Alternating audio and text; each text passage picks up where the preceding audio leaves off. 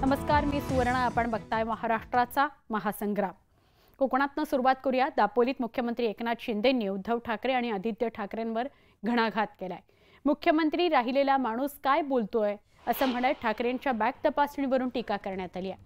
त्यांना बागा पुरत नाहीत, त्यांना खोके पुरत नाहीत, त्यांना कंटेनर्स लागतात असं म्हणत शिंदेंनी उद्धव ठाकरेंवर निशाणा साधला.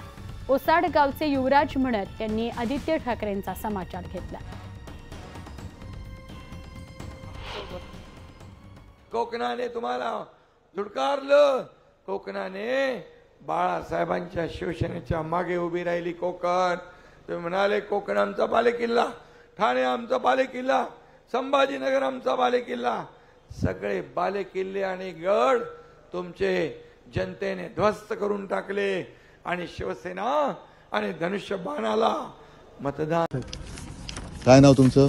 माझं अमोल घाटे नाव आहे साहेब. कुठे राहणार आहे? मूळचा अमरावतीचा. अमरावतीचा. ठीक आहे. कोणाकोणाच्या तरुण बॅग तपासले? आता जस्ट नाही, माझी तपासता बरोबर.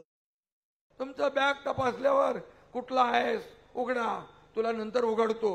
काय आहे तुझं बघतो. अपॉइंटमेंट लेटर काय काय खिशात घेऊन फिरतात अपॉइंटमेंट.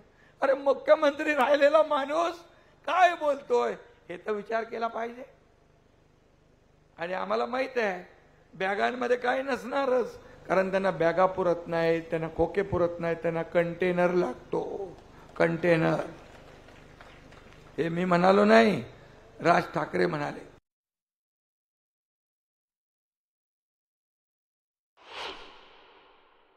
रामदास बाई तुम्हाला निवृत्त होणं देणार नाही. तुम्हाला असंच काम करायचं आहे. पुढे या कोकणामध्ये या कोकणची सेवा करायची आहे, कोकणचा विकास करायचा आहे. योगेशला तुम्ही जोरदार मतांनी निवडून द्या.